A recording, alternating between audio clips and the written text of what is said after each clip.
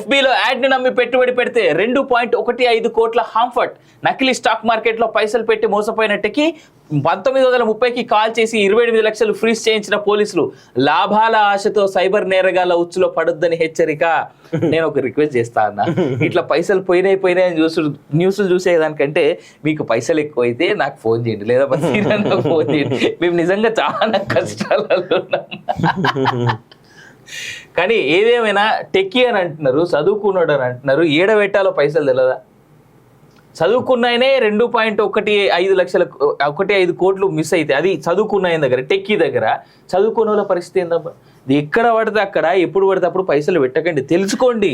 At least stock market మీద పెట్టేటప్పుడు ఆ యాప్ ఒరిజినల్ యాపా కాదా, వెబ్సైట్ ఒరిజినల్దా కాదా చూసుకొని చెక్ చేసుకొని చెయ్యండి. ఎన్నిసార్లు మొత్తుకున్నాడో మా సీనన్ అయితే.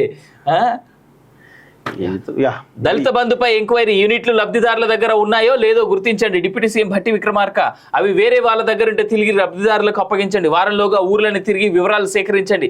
దళిత బంధు దారి మళ్లితే ఊరుకునేది లేదని అధికారులకు హెచ్చరిక. ఖమ్మం జిల్లా చింతకాని మండలంలో పథకం అమలుపై సమీక్ష అంటూ చూస్తా ఉన్నాం. చాలా ఇంపార్టెంట్. ఒక్కసారి ఎందుకంటే దళిత బంధును అమలు చేస్తామని వీళ్ళు అంటున్నారు, కానీ వాళ్ళు గతంలో కేసీఆర్ చేసినటువంటి అక్రమాల విషయంలో చాలా దాని మీద కొంత గ్రౌండ్ వర్క్ చేస్తున్నట్టు తెలుసు.